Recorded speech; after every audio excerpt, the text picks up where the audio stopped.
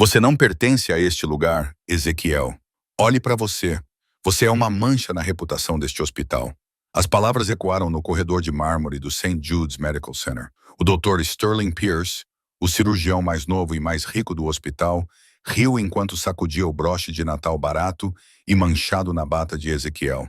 Ele achava que ela era apenas uma enfermeira noturna pobre e exausta que dirigia um sedã enferrujado e não tinha dinheiro para comprar um uniforme novo. Ele achava que ela não era ninguém. Ele estava errado, completamente errado, porque aquele broche barato não era apenas uma decoração natalina.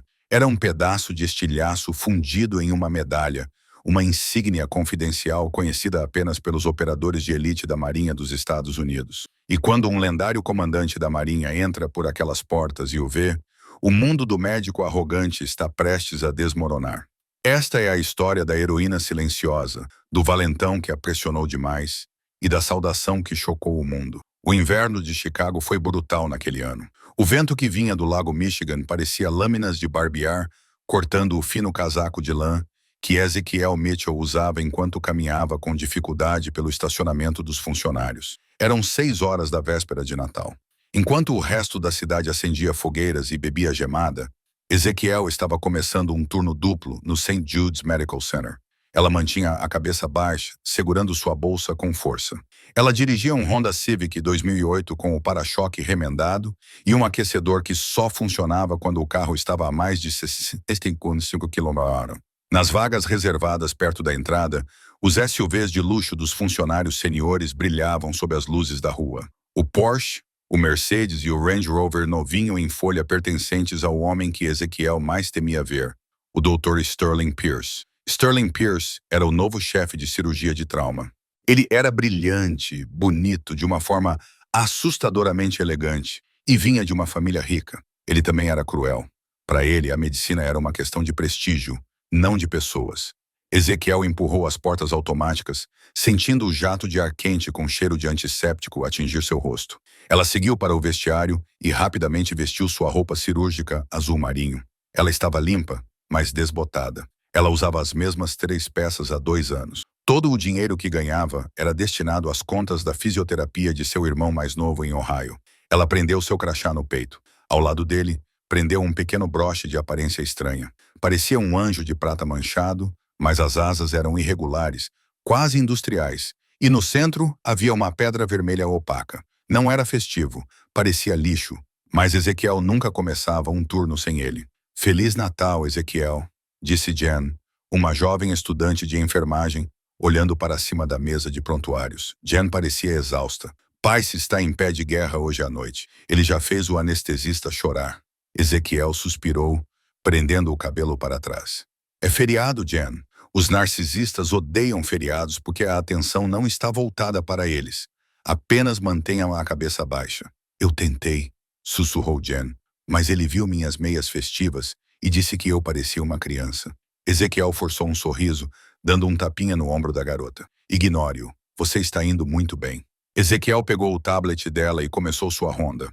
A ala 4 era a unidade de excesso de pacientes, onde os sem seguro, os sem teto e os casos difíceis geralmente acabavam. Era um trabalho sem glamour, mas Ezequiel adorava. Ela se movia com uma eficiência silenciosa e assustadora. Ela conseguia encontrar uma veia em um viciado desidratado em segundos. Ela conseguia acalmar um paciente violento com um sussurro, mas sua paz não durou muito. Mitchell, a voz soou como um estalo de chicote. Ezequiel congelou. Ela se virou e viu o Dr. Sterling Pierce marchando pelo corredor, ladeado por 2 residentes aterrorizados e pela administradora do hospital, Brenda Holloway. Brenda era a assistente de Pierce, uma mulher que valorizava mais os cortes no orçamento do que o atendimento aos pacientes. Dr. Pierce, disse Ezequiel, com voz neutra. Sterling parou na frente dela, olhando-a de cima a baixo com repulsa evidente. Ele usava um terno sobrado sob o jaleco branco, pronto para a festa de Natal VIP do hospital, que aconteceria mais tarde naquela noite. Eu olhei os prontuários da cama 6. Sterling cuspiu. Por que o paciente não foi transferido para o hospital público? O seguro dele foi cancelado. O Sr. Henderson está se estabilizando após um evento cardíaco, disse Ezequiel, calmamente. Mover ele agora poderia desencadear outra arritmia. Eu autorizei uma espera de 12 horas. Sterling se aproximou invadindo seu espaço pessoal. Ele cheirava a colônia cara e arrogância. Você autorizou, você é uma enfermeira, Mitchell. Você não autoriza nada. Você troca panelas de cama e segue ordens. Você está custando a este hospital dinheiro que não temos. Estou salvando uma vida, doutor. Ela respondeu sem piscar. Brenda, a administradora, interrompeu com sua voz estridente. Cuidado com o tom, Ezequiel. O Dr. Pierce é o chefe do trauma. Você tem sorte de ter um emprego aqui, considerando sua aparência. Sterling riu com um som frio e agudo. Ele estendeu a mão e tocou o broche de anjo manchado no peito dela. E o que é esse lixo? Ele zombou. É Natal, não um mercado de pulgas. Essa coisa é horrível. Parece algo que você tirou de uma lixeira. A mão de Ezequiel voou para o broche, cobrindo-o protetoramente. Seus olhos, geralmente suaves e cansados, endureceram como aço. Era um presente. De quem? Um paciente sem teto? Sterling zombou, limpando a mão na bata de laboratório como se tivesse tocado em algo sujo. Tire isso. Viola o código de vestimenta. É antiprofissional, assim como o seu carro lá na frente. Sinceramente, ter essa lata velha estacionada ao lado do meu Range Rover é um saco. Os residentes riram nervosamente. Jen, em pé na recepção, parecia que ia vomitar. Eu disse, tire isso, Mitchell, ordenou Sterling, ou vou te dar uma advertência por insubordinação agora mesmo. Ezequiel olhou para ele por um segundo. O corredor do hospital desapareceu. Ela podia ouvir o thwap, thwap, thwap dos rotores, o cheiro de diesel queimado e sangue de cobre, os gritos dos homens na poeira do Vale de Kandahar. Ela sentiu o peso do alfinete de metal forjado a partir dos destroços de um helicóptero Black Hawk abatido. Ela lentamente o retirou. Feliz? Perguntou ela baixinho, enfiando-o no bolso. Muito melhor, sorriu Sterling. Agora tire aquele invasor da cama 6 daqui até meia-noite. O Bushacel e Tony 6 e da noite, ou nem se dê ao trabalho de voltar amanhã. Ele girou nos calcanhares e marchou para longe, Brenda seguindo-o como um cachorrinho. Ezequiel ficou sozinha no corredor. Respirou fundo, a mão tremendo levemente no bolso, segurando o anjo de metal irregular. Você não tem ideia. Ela sussurrou para o ar vazio. Você não tem absolutamente nenhuma ideia. 2 horas depois, a atmosfera no hospital mudou. O interfone chiou. Código amarelo. Transporte VIP a caminho. Trauma 1. Chegada prevista em 5 minutos. Um código amarelo era raro. Significava alta segurança. Políticos, celebridades ou militares de alto escalão. A vibração no pronto-socorro passou de caótica para frenética. Brenda Holley corria gritando com os zeladores para que polissem o chão.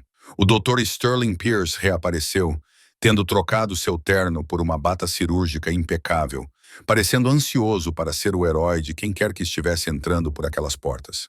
Ouçam! Gritou Sterling para a equipe do pronto-socorro. Temos uma transferência de alto valor vindo da base naval. Quero este pronto-socorro impecável, sem erros. E Mitchell, ele apontou o dedo para Ezequiel, que estava espreitando Gores no canto. Sim, doutor. Fique fora do caminho, ele zombou. Este é um caso sério. Não quero você atrapalhando a sala de trauma com sua lentidão. Vá limpar os banheiros da sala de espera ou algo assim. A doutora Pierce, a enfermeira-chefe, uma mulher mais velha chamada Mary, interrompeu. Ezequiel é a nossa melhor enfermeira de trauma. Se este é um caso crítico, eu disse para tirá-la daqui. Sterling gritou. Quero a equipe A, não o caso de caridade. Ezequiel não discutiu. Ela acenou com a cabeça uma vez, pegou um balde de lenços desinfetantes e caminhou em direção à sala de espera. Ela não tinha energia para discutir com ele. Seus pés doíam e a lembrança do insulto anterior ainda ardia. Enquanto ela limpava as cadeiras de plástico da sala de espera, as portas automáticas se abriram. O vento uivava, trazendo neve e um grupo de homens que pareciam ter sido esculpidos em granito. Eles não eram paramédicos, eram militares. 4 homens à paisana, mas movendo-se com precisão tática. Usavam fones de ouvido e carregavam mochilas. No centro do grupo, em uma maca empurrada por 2 médicos militares, estava um homem que parecia ter passado por 10 rodadas com um trem de carga. Ele estava consciente, mas grogue. Sua perna estava fortemente enfaixada, com sangue escorrendo pelas camadas. Mas apesar do ferimento, ele irradiava a autoridade. Tinha uma barba espessa e grisalha nas têmporas e olhos que examinavam a sala em busca de ameaças, mesmo enquanto sangrava. Era o comandante Jack Breaker Reynolds, uma lenda nos círculos mais sombrios da comunidade de operações especiais. Um homem que liderou mais resgates de reféns bem-sucedidos do que a maioria das pessoas teve jantares quentes. Sterling Pierce correu para a frente colocando sua melhor cara de médico preocupado. Sou o Dr. Pierce, chefe de cirurgia, anunciou ele alisando o cabelo. Vou assumir a partir de agora. Levem-no para a sala de trauma 1. Presumo que este seja o filho do almirante. Um dos homens táticos, um gigante com uma cicatriz no pescoço, colocou-se na frente de Sterling, bloqueando-o com um braço que parecia um tronco de árvore. Negativo, resmungou o soldado. Este é o comandante, e não precisamos de um chefe de cirurgia. Precisamos de um especialista em extração específica.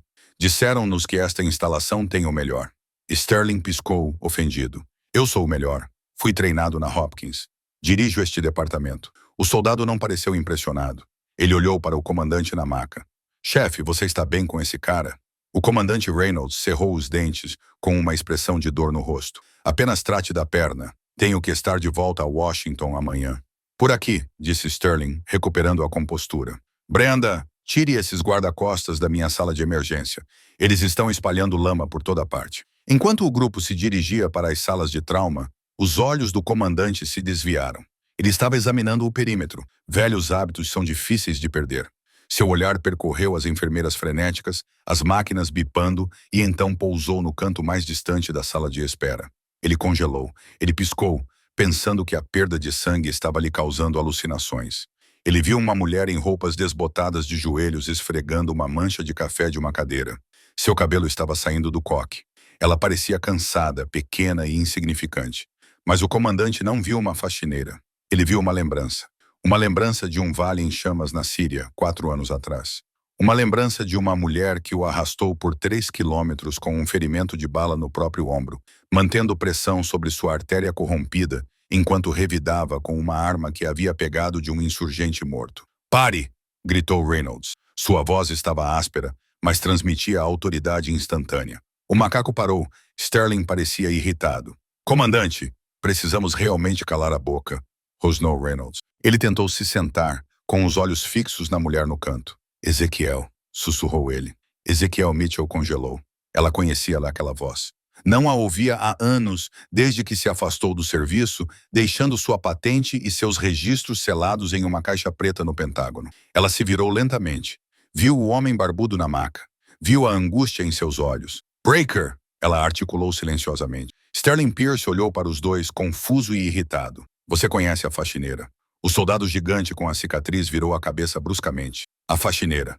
Ezequiel se levantou, limpando as mãos na bata. Ela deu um passo hesitante à frente. Mitchell, disse o comandante, sua voz ganhando força. Relate. Era uma ordem. O instinto assumiu o controle. A postura de Ezequiel mudou instantaneamente. Os ombros caídos desapareceram, o queixo se ergueu. Seus olhos passaram de cansados para extremamente focados. Ela caminhou em direção à maca, não como uma enfermeira cansada, mas como um predador entrando em seu território. Comandante, disse Ezequiel, com voz firme. Status do estilhaço, artéria femoral cortada, tratada no local, mas está sangrando, disse Reynolds.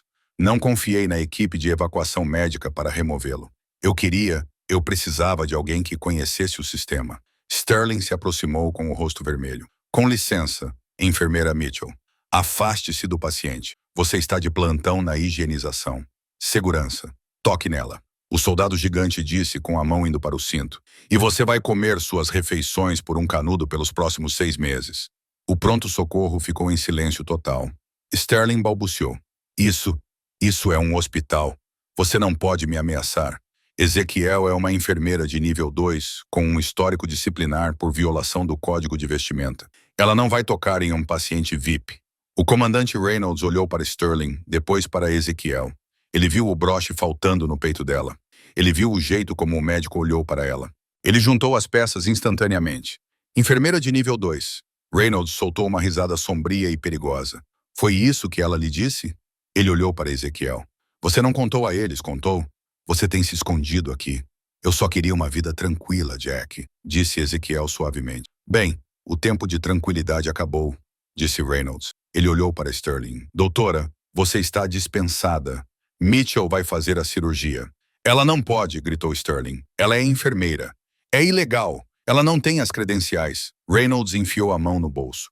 Ele tirou um telefone via satélite e apertou um botão de descagem rápida. Ele esperou 3 segundos. Almirante, aqui é Reynolds. Estou no St. Jude's. Preciso que você autorize a reativação da comissão de campo de batalha para a tenente-comandante Ezekiel Mitchell. Com efeito imediato. Código de autorização Tango Whiskey Niner. Sim, o anjo de Kandahar. Ela está aqui. Ele desligou o telefone e olhou para Sterling Pierce, pálida e trêmula. Ela não é uma enfermeira, doutor. Ela foi a cirurgiã-chefe de trauma de Dev Grill por 6 anos e tem uma autorização de segurança mais alta do que o médico pessoal do presidente. Agora, dê a ela seu bisturi ou saia da sala de cirurgia dela. O silêncio no corredor do pronto-socorro durou apenas alguns segundos, quebrado pelo baipe rítmico e agudo do monitor cardíaco do comandante Reynolds na unidade portátil de viagem. Saia da frente, disse Ezekiel. Não era um pedido. Ela não esperou pela permissão de Sterling. Ela passou por ele, colocando a mão na maca. Jen, ela chamou a estudante de enfermagem atônita. Abra o kit de preparação para trauma 1. Preciso de uma bandeja de pinças vasculares, almofadas extras e 4 unidades de O negativo no infusor rápido. Jen saiu do choque com o tom de comando familiar e se apressou em obedecer. Sterling finalmente encontrou sua voz. Segurança, parem-na. Isso é loucura. Ela é uma enfermeira de piso. 2 seguranças do hospital, parecendo completamente confusos, deram um passo à frente. O gigante, cujo nome era Master Chief Stone Henderson, nem mesmo sacou sua arma. Ele apenas mudou seu peso e lançou um olhar que sugeria que poderia derrubá-lo sem soltar sua mochila. Os seguranças sabiamente recuaram para a parede. Doutora Pierce, disse Ezekiel, parando na porta da sala de trauma 1. Ela se virou e, pela primeira vez em 2 anos, Sterling viu a mulher por baixo do avental desbotado. Seus olhos eram frios, calculistas e totalmente desprovidos de medo. Você pode entrar como minha primeira assistente e segurar os retratores, ou pode ficar lá fora e explicar ao Departamento de Defesa por que seu valioso ativo sangrou até a morte no seu corredor. A escolha é sua. Sterling empalideceu. A ameaça do Departamento de Defesa foi suficiente para superar seu ego momentaneamente.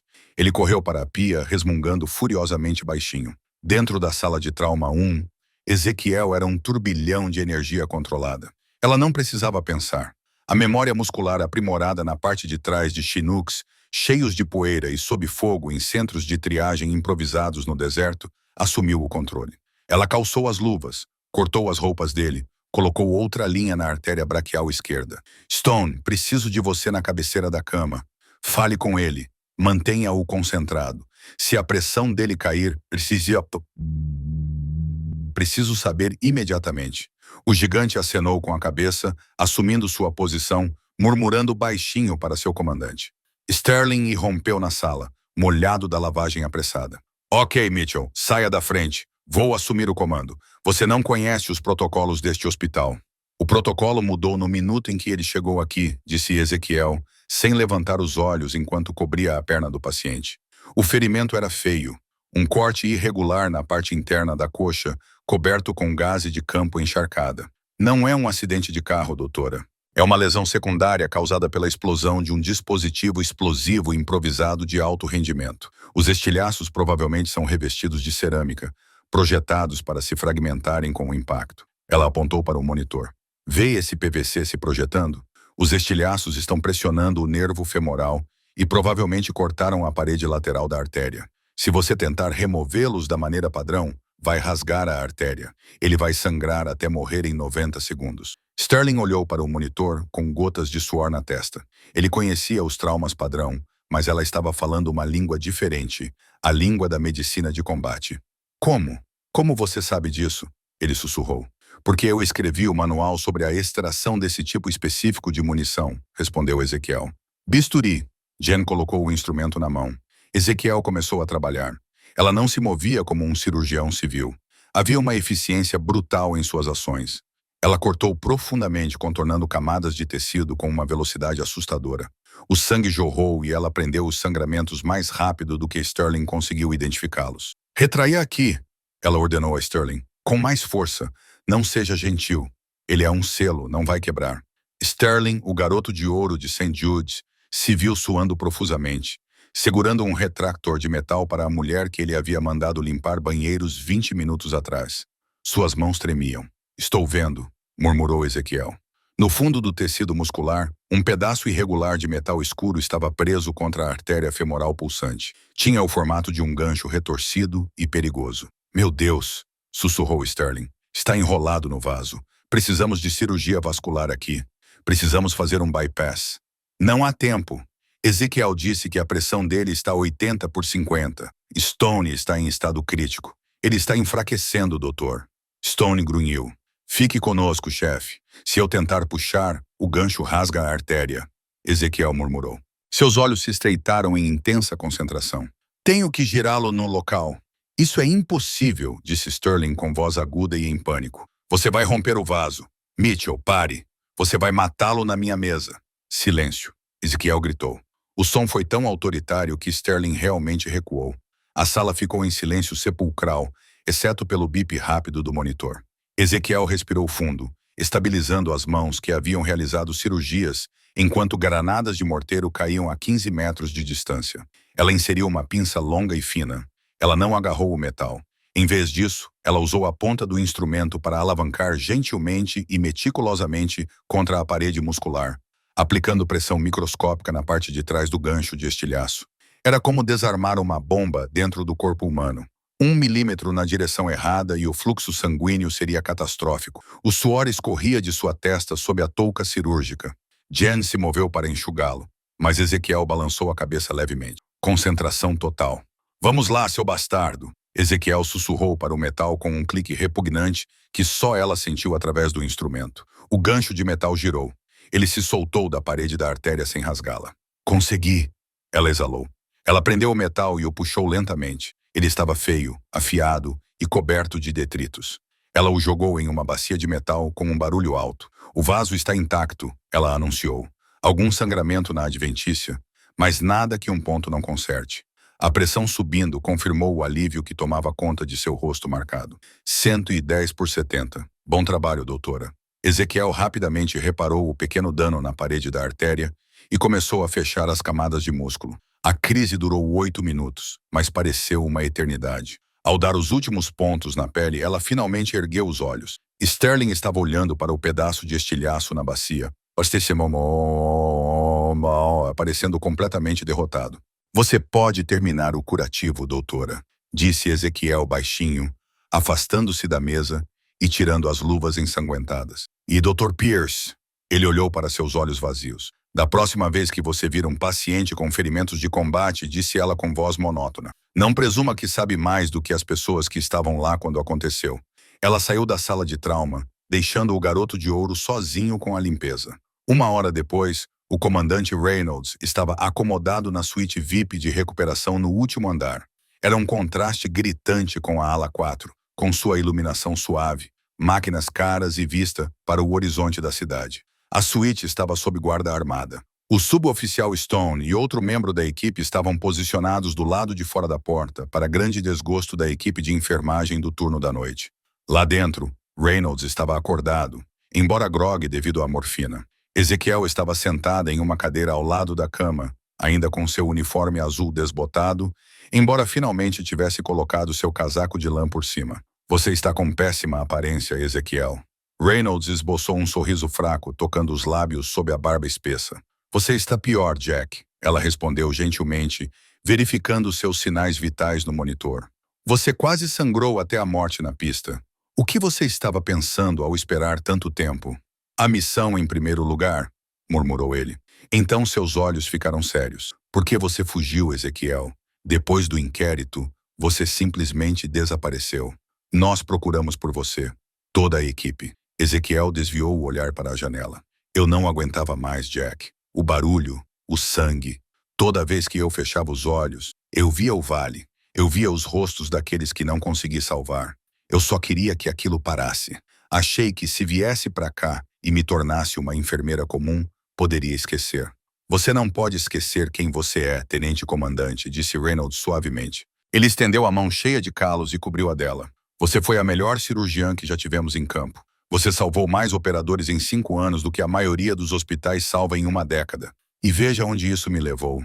Ela sussurrou amargamente. Limpar banheiros para homens como Sterling Pierce.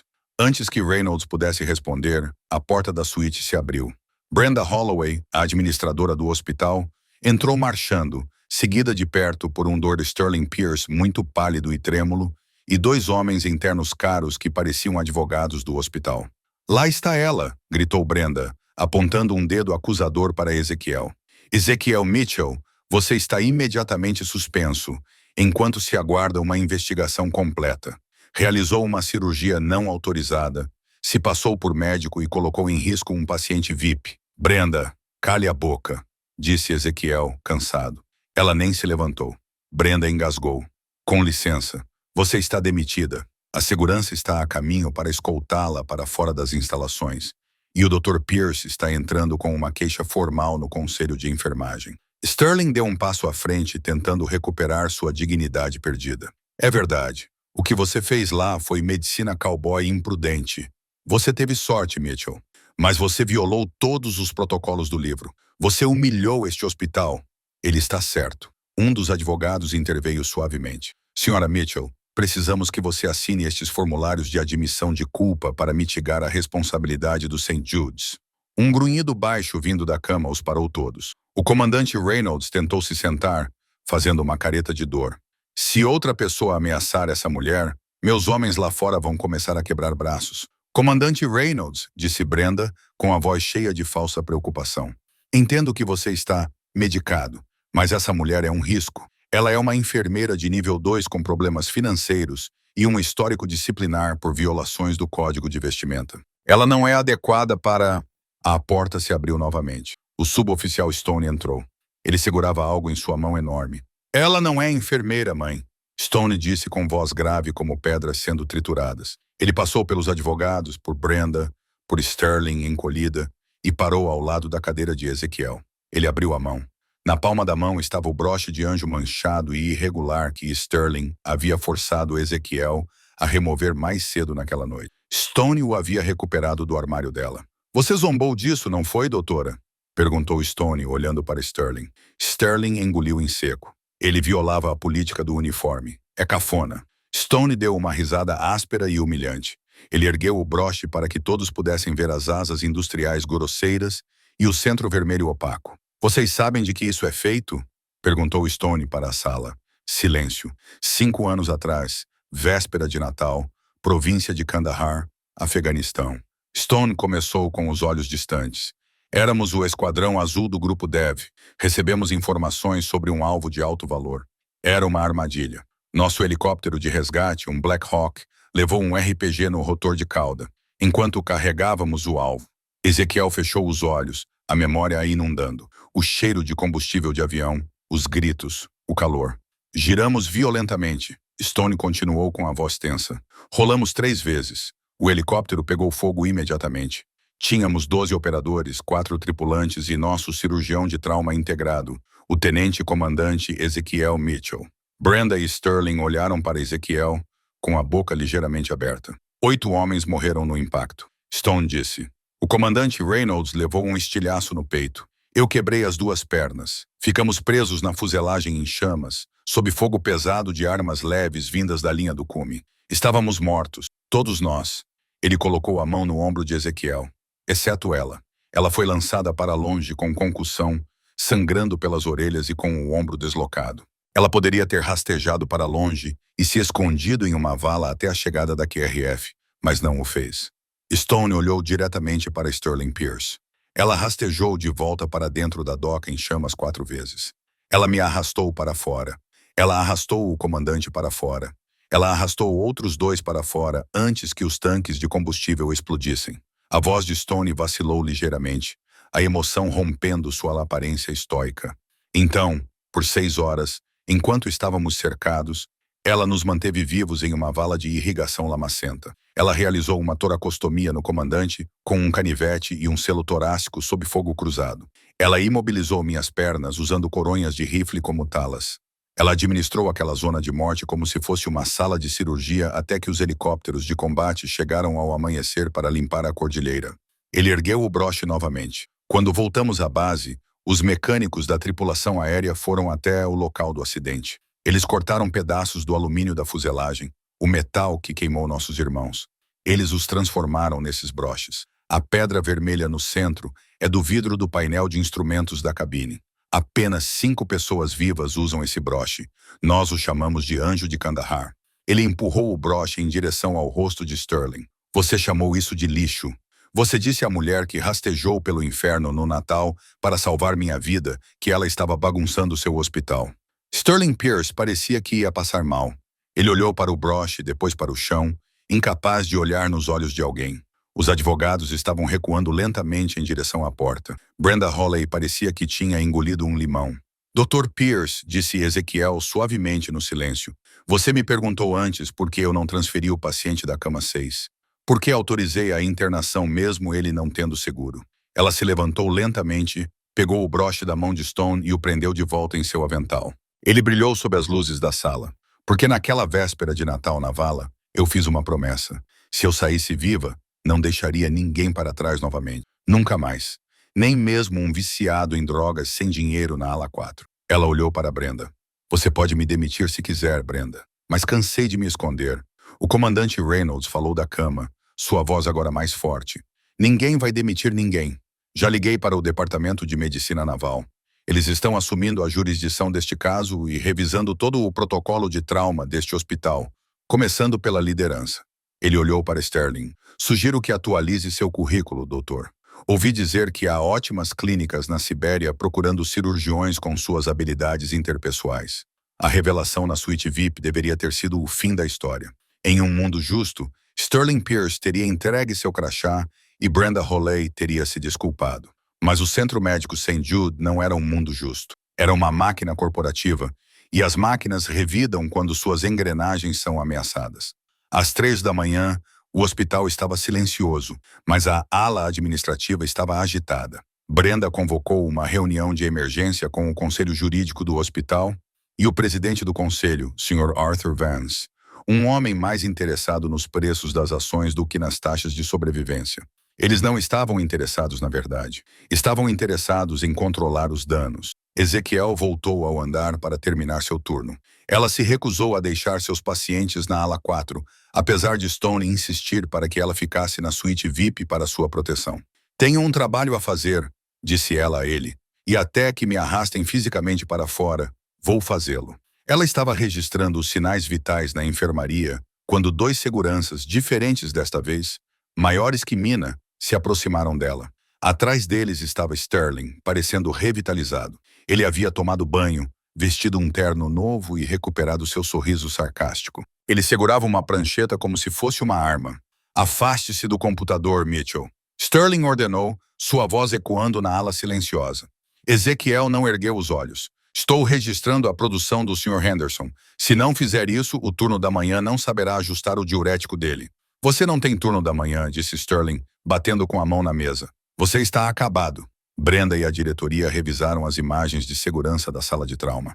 Vamos apresentar queixa. Ezequiel finalmente ergueu os olhos com um olhar cansado, mas divertido. Queixa por quê? Por salvar uma vida que você foi incompetente demais para salvar. Por roubo, disse Sterling, com um brilho malicioso nos olhos. Fizemos um rápido inventário da máquina Pixos. 3 frascos de fentanil estão faltando no seu código de acesso. E veja só isso. Ele enfiou a mão no bolso do casaco de Ezequiel, que estava pendurado nas costas da cadeira dela. Antes que ela pudesse reagir, ele tirou 3 frascos vazios. As enfermeiras próximas ficaram boquiabertas. Jen cobriu a boca.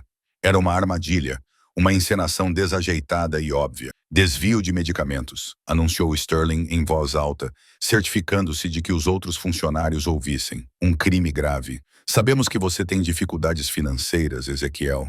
Talvez você esteja vendendo-as, ou talvez esteja usando. Isso explicaria o comportamento errático e as alucinações sobre ser um herói de guerra. Ezequiel levantou-se lentamente. O ar ao seu redor pareceu esfriar 10 degrees. Você plantou isso. Prove. Sussurrou Sterling, inclinando-se para perto, para que apenas ela pudesse ouvir. Você acha que alguns soldados velhos podem salvá-la? Este é o meu mundo. Meu pai faz parte do conselho. Você é apenas uma enfermeira falida e esgotada com uma história falsa. Segurança. Acompanhem-na até a sala de detenção. Vamos chamar a polícia. Os guardas agarraram os braços de Ezequiel. Ela não resistiu. Sabia que resistir só lhes daria as imagens que queriam. A enfermeira instável, lutando contra a segurança. Não me toquem, disse calmamente. Eu vou andando. Enquanto a levavam pelo corredor principal, humilhada na frente dos colegas com quem trabalhava há 2 anos, Ezequiel viu a dúvida nos olhos deles. Os rumores já estavam se espalhando. Viciada em drogas, ladra, mentirosa, Sterling agiu rápido. Ele sabia que se conseguisse desacreditar o caráter dela antes da Marinha chegar, o depoimento deles pareceria um encobrimento para uma veterana problemática. Eles a empurraram para dentro de um pequeno escritório sem janelas perto da doca de carga e trancaram a porta. Sterling ficou do outro lado do vidro, sorrindo. Aproveite a vista, Mitchell. A polícia chegará em 20 minutos. Ao amanhecer, você estará em uma cela e eu darei uma entrevista coletiva sobre como salvei o comandante Reynolds, apesar da interferência de uma funcionária perturbada. Ele se afastou, digitando uma mensagem em seu celular.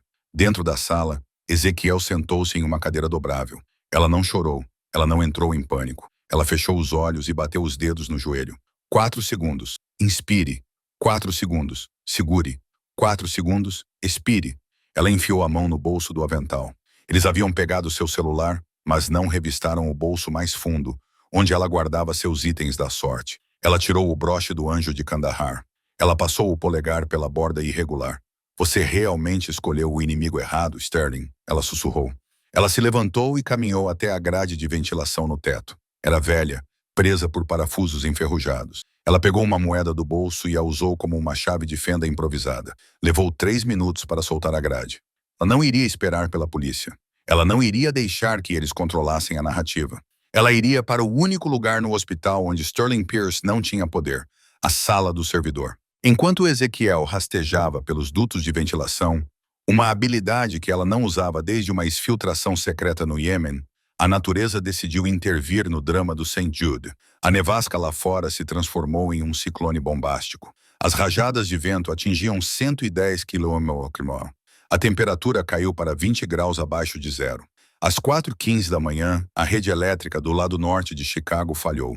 O St. Jude ficou completamente escuro. 5 segundos depois, os geradores de reserva entraram em ação com um rugido baixo e vibrante. Luzes vermelhas de emergência banhavam os corredores com um brilho sinistro, mas esses eram geradores antigos. Eles só alimentavam os sistemas críticos de suporte à vida, as luzes, e o pronto-socorro. Os elevadores estavam parados. O sistema de aquecimento estava operando a 50% da capacidade. E então o rádio da enfermaria gritou: despacho para St. Jude's, incidente com vítimas em massa. Repito, MCI, temos um engavetamento de 50 carros na I-94. Um ônibus fretado que transportava um coro local capotou e foi atingido por um caminhão. Várias pessoas presas. Tempo estimado de chegada da primeira leva é de 3 minutos. Estamos levando todos para vocês porque o condado está coberto de neve. Preparem-se para traumas graves. Pânico total. Pânico instantâneo. O Dr. Sterling Pierce estava na sala de espera do pronto-socorro, tomando um café expresso e se gabando para os residentes sobre como lidou com a situação de Ezequiel, quando as luzes piscaram e a ligação chegou. 50. Sterling engasgou. Não podemos lidar com 50, desviem-nos. Não podemos desviar. Doutor, a enfermeira-chefe. Mary gritou.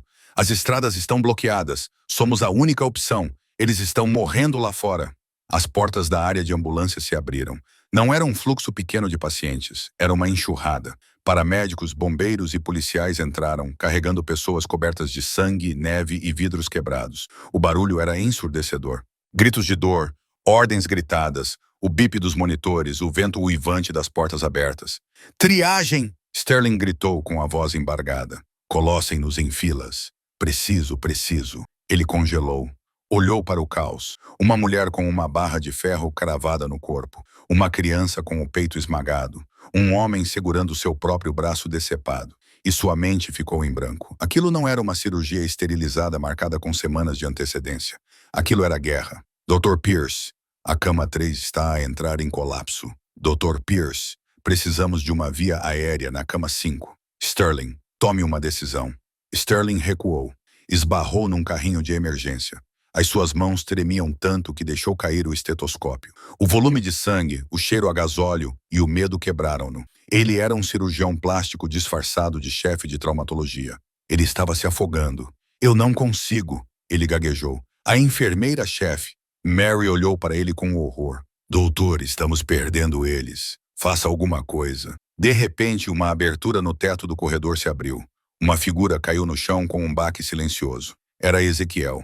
Ela estava coberta de poeira dos dutos. Sua roupa estava manchada de graxa e o broche de anjo em seu peito refletia a luz vermelha de emergência como um farol. Ela se levantou e examinou a sala em um segundo. Ela não viu caos, ela viu padrões. Mary, a voz de Ezequiel cortou o barulho como uma buzina de nevoeiro. Não era um grito, era uma projeção de puro comando. Mary se virou rapidamente. Ezequiel, leve os feridos que conseguem andar para a cafeteria. Peça aos estudantes de medicina para suturá-los. Quero as camas 1 a 4 reservadas para as etiquetas vermelhas. Intervenção cirúrgica imediata. As camas 5 a 10 são para os pacientes com etiquetas amarelas. Mexam-se. Mas o Dr. Pierce, gaguejou Mary. Ezequiel passou por Sterling sem sequer olhar para ele. Ela pegou uma bata cirúrgica e vestiu-a rapidamente. O Dr. Pierce está indisponível. Eu estou no comando. Ela subiu em uma mesa no centro do pronto-socorro. Ouçam-me, gritou ela. Todos, médicos, enfermeiros, paramédicos, pararam e olharam para a mulher com poeira no cabelo e fogo nos olhos. Não vamos morrer hoje, gritou ela. Tratamos primeiro os casos mais críticos, vias aéreas, respiração, circulação. Se eles conseguirem gritar, passem para o próximo. Quero 2 linhas em todos. Se ficarem sem fluidos, usem bolsas de pressão. Se ficarem sem camas, usem o chão. Jen, você fica responsável pelo banco de sangue. Vá logo. A paralisia se quebrou. A equipe, reconhecendo uma verdadeira líder, entrou em ação. Ezequiel pulou e foi direto para o caso mais grave, a criança com o tórax esmagado. Pneumotórax hipertensivo, ela diagnosticou instantaneamente, colocando a mão no peito do menino. Sem sons respiratórios à direita. Traqueia desviada. Precisamos de um raio-x, gritou um residente. Não há tempo, disse Ezequiel. Ela pegou uma agulha de calibre 14 de um carrinho. Descomprimindo agora, ela enfiou a agulha no peito do menino, um silvo de ar escapando, e o menino ofegou, sugando uma respiração que salvou sua vida. Intubem-no, ela ordenou ao residente. Próximo, ela se moveu para a mulher com o vergalhão. Não puxe, estabilize com rolos de gaze, leve-a para o oxigênio. Peça ao técnico de cirurgia para preparar uma bandeja vascular. Durante a hora seguinte, Ezekiel Mitchell foi uma máquina. Ela estava em todos os lugares. Incubou 3 pacientes em 5 minutos. Usou uma esteira de cafeteria como Toriset em uma perna decepada. Acalmou uma mãe histérica enquanto simultaneamente dirigia uma ressuscitação com fluidos em seu marido. Sterling Pierce ficou parado no canto observando. Ele era invisível. A equipe se movia ao redor dele como se ele fosse um móvel. Ele observou a mulher que ele chamava de lixo realizar milagres com suprimentos limitados e sem hesitação. Então as luzes piscaram e se apagaram completamente. O gerador de reserva falhou. Escuridão total. Gritos irromperam dos pacientes. Os monitores ficaram pretos. Silêncio. A voz de Ezequiel ressoou na escuridão. Não entrem em pânico. Telefones desligados. Lanternas acesas. Dezenas de luzes de celulares se acenderam, criando uma galáxia estrelada surreal na sangrenta sala de emergência. Não precisamos de máquinas para salvar vidas, gritou Ezequiel. Medam manualmente a pressão arterial dos pacientes ventilados. Continuem trabalhando. À luz bruxuleante dos telefones, Ezequiel viu uma sombra se aproximando da porta. Era enorme. O suboficial Stone havia chegado da suíte no andar de cima, seguido por 2 outros SEALs que estavam guardando Reynolds. Eles estavam totalmente equipados. Óculos de visão noturna estavam acoplados aos seus capacetes. Doutora! Gritou Stone acima do barulho. A linha de combustível do gerador congelou. Estamos consertando, mas vai levar 10 minutos. O que você precisa? Ezequiel olhou para os SEALs. Ela não via guardas de segurança. Ela via sua equipe. Stone, faça a triagem. Use seu treinamento médico. Classifique os pacientes que chegam. Vocês 2. Ela apontou para os outros SEALs. Preciso de vocês como ventiladores humanos. Coloquem os pacientes em trauma 1 e 2 nas bolsas. Mantenham-nos respirando até a energia voltar. Ruia! Mãe, Stone grunhiu. Os SEALs se moviam com precisão letal, integrando-se perfeitamente às enfermeiras. Stone começou a triagem com uma velocidade que envergonhou os residentes. Sterling Pierce finalmente deu um passo à frente, seu ego incapaz de aguentar mais. Isso é ilegal. Ele gritou com voz aguda e histérica no escuro. Você está deixando o pessoal não autorizado tocar nos pacientes. Eu sou o chefe. Eu ordeno que você pare. Ele agarrou o braço de Ezequiel enquanto ela tentava suturar um sangramento com a luz da lanterna. Ezequiel se virou. Ela não gritou. Ela não discutiu. Ela apenas olhou para ele com o olhar frio e morto de uma mulher que havia encarado os senhores da guerra. Tire sua mão de mim, disse ela, sua voz baixando para um sussurro que era mais alto do que um grito. Ou o quê? Desafiou Sterling, tremendo. Ou eu a removerei, resmungou Stone, aparecendo da escuridão atrás de Sterling como um pesadelo. Sterling retirou a mão rapidamente. Doutor, perfure, disse Ezequiel. Há um homem na sala de espera com um pedaço de vidro no olho. É uma extração simples. Vá fazer isso. Saia do meu centro de trauma. Seu centro de trauma? Sterling zombou. Olhe ao seu redor, Sterling, ela disse, gesticulando para a sala onde enfermeiras esperavam suas ordens, onde selos seguiam seus comandos, onde pacientes sobreviviam graças à sua inteligência. Esta noite, ela disse, é meu. Nesse momento, as luzes se acenderam novamente. O zumbido da ventilação voltou. Uma ovação surgiu da equipe. As portas se abriram novamente. Mas desta vez, não era paciência. Era um grupo de homens em sobretudos azul marinho. Liderando-os estava um homem mais velho, com cabelos grisalhos e 4 estrelas no colarinho. O almirante Reynolds, pai do comandante, e ao seu lado estavam 2 agentes do Serviço de Investigação Criminal Naval, NCIS. Eles pararam no centro do caótico pronto-socorro manchado de sangue. O almirante olhou ao redor, observando a cena. Os selos ensacando pacientes, as enfermeiras exaustas, Sterling Pierce em estado de choque e Ezequiel Mitchell, coberto de sangue, parado no meio de tudo isso como um maestro. O almirante caminhou diretamente até Ezequiel. Ele ignorou o sangue em seu avental. Ele fez uma saudação militar. Tenente Comandante Mitchell, disse o almirante com voz retumbante. Ezequiel endireitou-se, esquecendo momentaneamente o cansaço. Ela retribuiu a saudação com perfeição. Almirante, ao que parece, disse o almirante, olhando para a sala atônita. Você não perdeu o jeito. Ele virou-se lentamente para Sterling Pierce. Dr. Pierce, presumo? Perguntou o almirante, baixando a voz para um tom perigosamente educado. Meu filho me disse que você tentou prender este oficial por salvar sua vida, e meus agentes me disseram que você falsificou provas relacionadas a narcóticos. Sterling tentou falar, mas nenhum som saiu. Agentes, o almirante acenou para os homens do NCIS, garantam a segurança do local e coloquem o Dr. Pierce sob custódia. Acredito que o governo federal tenha algumas perguntas para ele sobre o maltratamento de um veterano condecorado e a obstrução de uma operação militar. Quando as algemas foram colocadas nos pulsos de Sterling, todos os pacientes da enfermeira do pronto-socorro, até mesmo os bombeiros, aplaudiram. Mas Ezequiel não sorriu. Ela apenas respirou fundo, tocou o broche de anjo em seu peito e voltou-se para o menino na maca. Ok, ela disse ao residente. Vamos prender o tubo torácico. A nevasca que havia sufocado Chicago por 3 dias implacáveis finalmente diminuiu quando o amanhecer surgiu sobre o lago Michigan. O vento se acalmou, substituído por uma neve espessa e abafada que cobriu a cidade de branco. Deveria ter sido um momento tranquilo. Em vez disso, dentro do centro médico St. Jude, o silêncio era opressivo, do tipo que pressionava os ouvidos como uma respiração suspensa, esperando o julgamento cair. Na área das ambulâncias, o caos da noite anterior havia sido limpo. As macas estavam alinhadas ordenadamente. A neve manchada de sangue foi removida para o lado, onde luzes vermelhas piscantes antes gritavam urgência. O federal azul estroboscópico falava e o metódico Dr. Sterling Pierce, o homem que governava o departamento de emergência com dinheiro e malícia, sentava-se encurvado na parte de trás de um veículo blindado do NCIS. Seus pulsos estavam algemados, seu rosto manchado e marcado por lágrimas. Ninguém lhe prestava atenção. Os agentes moviam-se pelo seu escritório com precisão cirúrgica. Os sacos de provas enchiam-se rapidamente. Frascos de fentanil colocados para incriminar uma enfermeira. Cadeias de e-mails exigindo subornos. Registros orçamentais, provando que ele tinha deliberadamente reduzido o pessoal da ala 4 durante as horas de ponta para inflacionar os bônus. O império de Pierce ruiu, não com drama, mas com documentação. Enquanto ele era processado para transporte, o julgamento assumia uma forma mais silenciosa e incisiva no andar de cima. A sala da diretoria ficava no topo do hospital, como uma mesa de mogno fortaleza. Cadeiras de couro, janelas que nunca se abriam. Cheirava a polimento e privilégio. Arthur Blackwood, presidente do conselho, Sentava-se rígido à cabeceira da mesa. Suas mãos estavam tão apertadas que seus nós dos dedos ficaram brancos. Ao lado dele, Brenda Holloway rasgava um guardanapo em tiras inúteis. Sua respiração era rápida e superficial. As portas se abriram.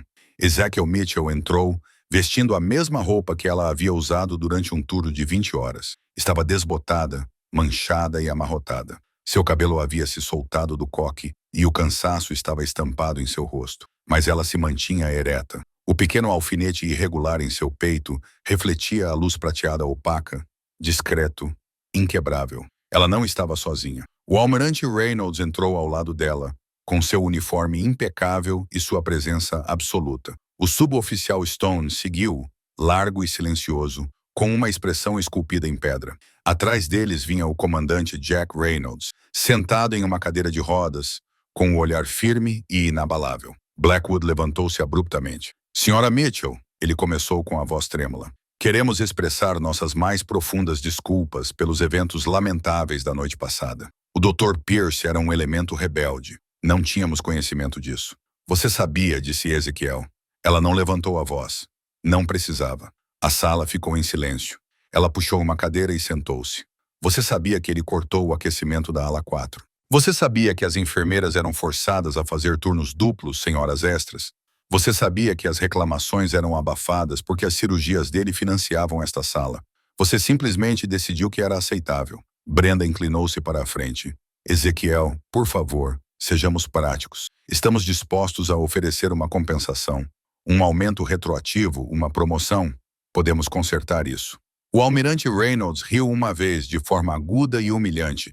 Ele colocou um arquivo preto grosso sobre a mesa. Ele deslizou pela superfície polida e parou na frente da mão trêmula de Brenda. St. Jude recebe 40% de seu orçamento operacional de subsídios federais, disse o almirante calmamente. Esses subsídios exigem conformidade. Ao permitir que um supervisor incriminasse um oficial condecorado e colocasse em risco o pessoal militar durante uma crise, você violou todas as cláusulas, engoliu Blackwood. Se a Marinha retirar o financiamento, fecharemos. O hospital permanecerá aberto, respondeu o almirante. Mas não sob esta liderança. Ele se inclinou para a frente. Com efeito imediato, o Departamento da Marinha está invocando a cláusula de gestão de emergências. Os serviços de trauma e emergência estão agora sob supervisão federal. Esta instalação está sendo reclassificada como um centro de treinamento militar civil de nível 1. Blackwood parecia atordoado. Você não pode simplesmente tomar meu hospital. Acabamos de fazer isso. O almirante se virou para Ezekiel. Tenente Comandante Mitchell, estamos lhe oferecendo o cargo de diretora de serviços de trauma. Autonomia total. Autoridade total. Sem interferência chata. Ezekiel encontrou seu olhar. Então ela olhou para Stone, que lhe deu um único aceno de cabeça.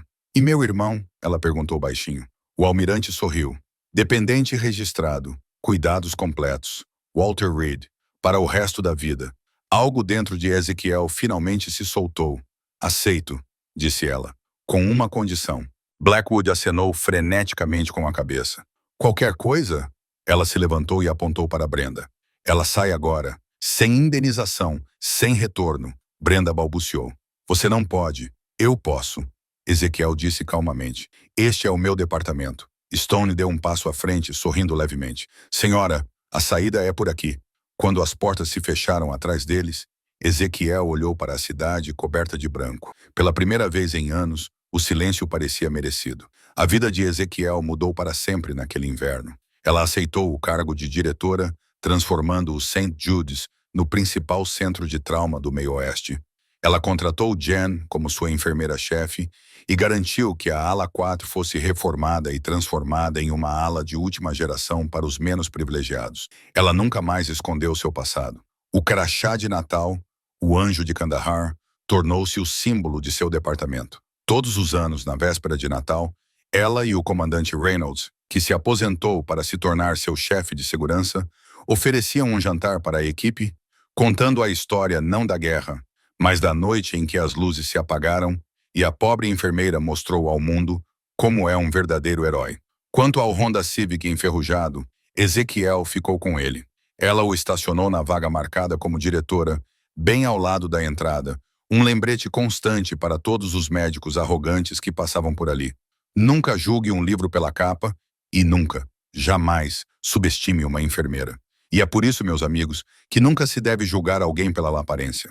Sterling Pierce achava que era intocável por causa de seu dinheiro e seu título, mas aprendeu da maneira mais difícil que a verdadeira classe não tem a ver com o que você veste, tem a ver com o que você faz quando as luzes se apagam. Ezekiel Mitchell provou que o coração de um herói bate tão forte sob um avental desbotado quanto sob um uniforme. Se você acha que Sterling Pierce recebeu exatamente o que merecia, clique no botão curtir agora mesmo.